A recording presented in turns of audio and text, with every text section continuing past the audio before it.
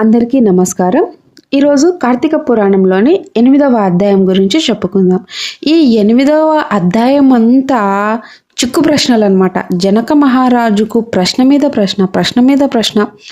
ఇది ఎలా సాధ్యం? ఆయనకు అర్థం అవ్వట్లేదన్నమాట. నిజంగానా పాపాలు చేసిన వాళ్ళు ఈ కార్తీక మాసంలో ఒక చిన్న దీపం పెట్టినా, హరినామం స్మరించినా, లేకపోతే పురాణం విన్నా వాళ్ళు చేసిన పాపాలన్నీ వెళ్ళిపోతాయి. ఎలా వెళ్తాయి? మళ్ళీ మన ధర్మాలలో ఏం చెప్పారు? పాపములు చేసిన వాళ్ళు పాప ప్రాయశ్చిత్తం చేయాలి, పూజలు చేయాలి, హోమాలు చేయాలి, బ్రాహ్మణ్ణి పిలిపించాలి, అలా ఇలా అని ఎన్నో ఉన్నాయి. కానీ మన వశిష్ఠ మహర్షి ఏంటి ఇలా చెప్తున్నారు? నాకు ఏమీ అర్థం కావట్లేదు అనేసి ఆయనకి ఎన్నో చిక్కు ప్రశ్నలు మనసులో మెదులుతూ ఉన్నాయన్నమాట.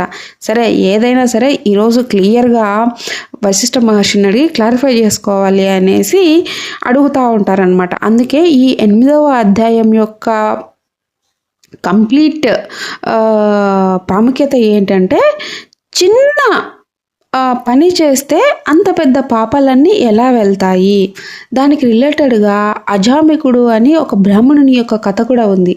దాన్ని కూడా తెలుసుకుందాం. ఆ రకంగా జనక మహారాజుకు తలెత్తిన ప్రశ్నలన్నీ వశిష్ఠ మహర్షిని ఇలా అడుగుతున్నారనమాట. ఓ మణీంద్ర, నాకు ఇంతవరకు అర్థం కానిది ఏంటంటే, నాకే కాదు ఎవరైతే ఈ పురాణాలు వింటున్నారో వారికి కూడా అర్థం అవ్వట్లేదు. ఎన్నో పాపాలు చేశారు వాళ్ళు, పాపాత్ములు, వాళ్ళకి ఇంకా ప్రాయశ్చిత్తం అనేదే లేదు. అటువంటి వారు కూడా ఈ కార్తీక మాసంలో కార్తీక దీపదానములు ఎవరైతే ఆచరిస్తారో ఆ పుణ్యం వల్ల వారు వైకుంఠముకు చేరుదురు అని చెప్పితిరి. అది ఎంతవరకు నమ్మశక్యము? నాకైతే ఇప్పటికీ చాలా ఆశ్చర్యంగా ఉంది. ఎలా ఉంది అంటే, ఒకడు ఉంటాడు, పర్వతం, వజ్రపర్వతం అని పెద్దగా ఉంటుంది. ఆ పర్వతాన్ని తన కొనగోటి అంటే చిటికెన వేలుకున్న చిన్న కొనగోటితో పైకి లేపి ఆ పర్వతాన్ని చూర్ణం చేయాలనుకుంటాడు. అది ఎంతవరకు నమ్మశక్యము? ఇంకొకడు ఉంటాడు, స్వతహాగా తన ఇంటిని తననే అగ్ని పెట్టి కాలుస్తాడనమాట. కాల్చి ఏం తెలియనోలాగా బయటకు వచ్చి అమాయకుడుగా దోసెలు నీళ్లు తీసుకొని ఆ మండుతున్న ఇంటి మీద, అంటే కాలుతున్న ఇంటి మీద నీళ్లు చల్లితే ఆ అగ్ని అనేది ఆరిపోతుందా? ఆరిపోదు.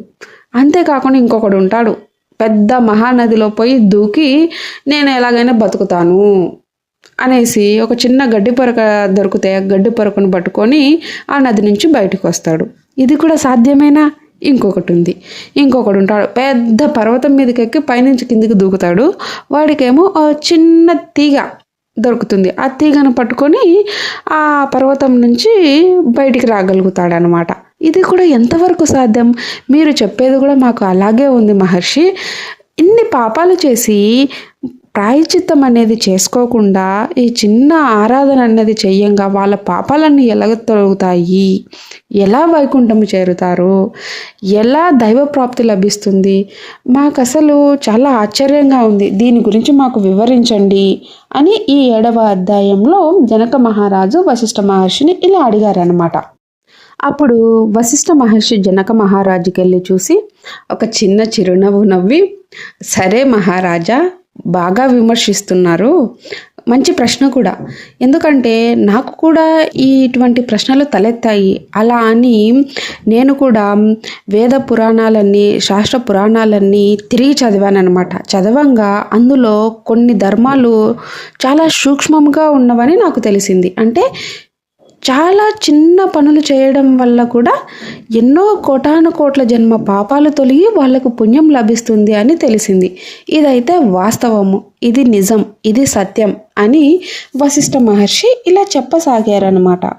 అంతేకాకుండా ఎన్నో పనులు చేసి పుణ్యం మూట కట్టుకుంటారు. కానీ ఒకానొక సందర్భంలో వాళ్ళు చేసిన ఒక చిన్న పని వల్ల ఆ పుణ్యం అంతా పోయి వాళ్ళకి పాపం వస్తుంది. అంతేకాకుండా ఎన్నో పాపాలు చేసిన వాళ్ళు ఒక చిన్న పని చేయడం వల్ల వాళ్ళ పాపాలన్నీ తొలగి పుణ్యం మూట కట్టుకుంటారు. ఇది ప్రకృతి ధర్మం. కానీ వీటికి ఒక సమయం, సందర్భం అని ఉంటుంది. ఆ సమయానుసారము ఎవరైతే వారి యొక్క ధర్మాన్ని, సత్వగుణాన్ని ఆచరిస్తారో వారికి ఈ ఫలితం దక్కుతుంది అని చెప్తున్నారనమాట. దీనికి ఒక చిన్న ఉదాహరణ చెప్దాము. ఒక పెద్ద పర్వతం ఉంటుంది. ఆ పర్వతం అంతా కట్టెలను పేర్చి చిన్న గింజంతా నిప్పును అంటిస్తే ఆ పర్వతం అంతా పేర్చిన కట్టెలన్నీ కాలి బూడిదైపోతాయి కదా.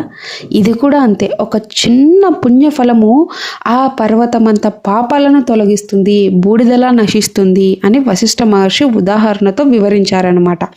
అంత గొప్పది. కాబట్టి ఈ కార్తీక మాసంలో తెలిసి కానీ తెలియక కానీ ఎవరైతే కార్తీక మాస దీప దానములను ఆచరిస్తారో, అన్నదానము చేస్తారో, అంటే ఏదైనా సరే ఒక పుణ్య ఫలితము వచ్చేలా ఏ పని చేసినా సరే వాళ్ళ పాపములని తొలగుతాయని ఈ 7వ అధ్యాయంలో అన్ని చిక్కు ప్రశ్నలకి సమాధానాలు వశిష్ఠ మహర్షి ఇలా చెప్తూ వచ్చారనమాట. దానికి సంబంధించి ఒక చిన్న కథ ఉంది, అదేంటో విందాం. కథని ఇలా చెప్పడం మొదలుపెట్టారు. పూర్వకాలంలో కన్యాకుబ్జమను క్షేత్రంలో వేదాంగ పారంగతుడైన సత్యనిష్ఠుడు అనే ఒక బ్రాహ్మణుడు ఉండేడనమాట. అతనికి పతివ్రత అయిన ధర్మాత్ముడైన ఒక భార్య ఉండేది. వారిద్దరికీ వాళ్ళ చివరి కాలంలో ఒక పుత్రుడు జన్మించాడు. అతని పేరే అజామీలుడు. అతను చాలా పరమ దుర్మార్గుడు అనమాట. అతను ఒక దాసి భర్త కూడా. అందరిని హింసించేవాడు.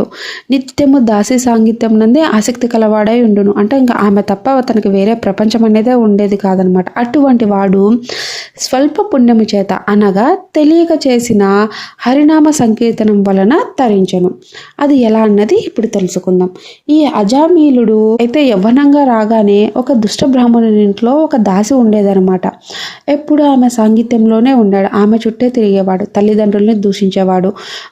బ్రాహ్మణ ధర్మాలను ఆచరించేవాడే కాదు. ఇలా చెయ్యంగా అందరికీ కోపం వచ్చి తను కులాచార భ్రష్టుడు అని చెప్పేసి ఇంట్లో నుంచి వెళ్ళగొడతారు. అలా వెళ్ళగొట్టిన తర్వాత తను ఆ ఒక చండాలుడని అప్పట్లో చెప్పేవారనమాట.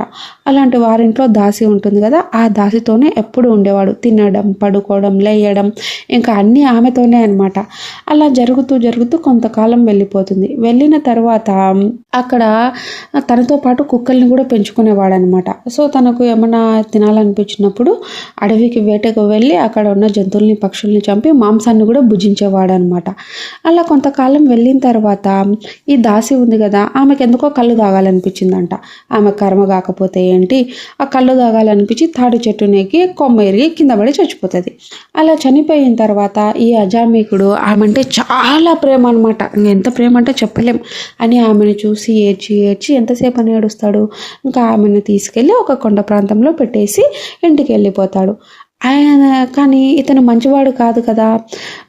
బాగా యవ్వనంలో ఉన్న దాసి యొక్క కూతుర్ని చూసి సంభోగించడం మొదలు పెడతాడు. అంటే తనకి ధర్మ అధర్మాలు ఏంటో తెలియవు. విచక్షణ రహితంగా ఆ అమ్మాయితో సంభోగించి వాళ్ళకు కొంతమంది పిల్లలు పుడతారనమాట. కానీ వారు ఎక్కువ కాలం ఉండేవాళ్ళు కాదు. చివరిగా ఒక పుత్రుడు పుడతాడు. అతనికి నారాయణ అని పేరు పెడతాడు. అది ఏమో మరి చూసారా, ఒక చిన్న పుణ్యం వల్ల హరినామ స్మరణం చేయడం వల్ల తన జన్మ ధన్యమైందని చెప్పాముగా, అదేదో కాదు ఇది. ఎందుకు తనకి నారాయణ అని పేరు పెట్టాలని అనిపించిందో తెలీదు, కానీ నారాయణ అని పేరు పెట్టాడు. సో తను నిలబడినా, లేచినా, తిన్నా, పడుకున్నా నారాయణ నారాయణ నారాయణ అని పిలవడంతో అది నారాయణ నామస్మరణం చేసినట్లు ఉందన్నమాట. దానివల్ల తనకి పుణ్యం మూట కట్టుకున్నాడు. అలా కొన్ని రోజులు వెళ్ళిన తర్వాత తను చనిపోతాడనమాట. ఆ చనిపోయే సమయంలో యమదూతలు తన దగ్గరికి రావడంతో భయపడి తన పుత్రుడిని పిలవాలనేసి ప్రేమతో నారాయణ నారాయణ నారాయణ అని పిలవడం మొదలుపెట్టాడు. అలా మొదలు పెట్టడం వల్ల ఆ సమయంలో అతనికి పుణ్యం అనేది చేరిందనమాట.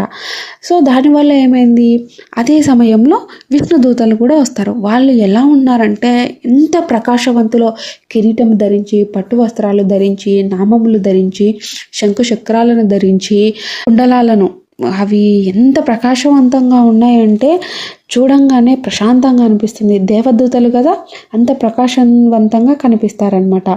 అలా కనిపిస్తూనే యమదూతల్ని వాళ్ళని అడుగుతారు, ఎవరు మీరు? కిన్నెరుల, సిద్ధుల, చారుణుల, దేవతల అని యమదూతల్ని వాళ్ళని అడగడం మొదలు పెట్టారనమాట. అప్పుడు అడగంగానే విష్ణుదూతలు యమదూతల్ని ధిక్కరించి అజామిలుని తమ పుష్పక విమానంలో ఎక్కించుకొని తీసుకువెళ్ళాలి అని యమదూతలకు చెప్పారనమాట.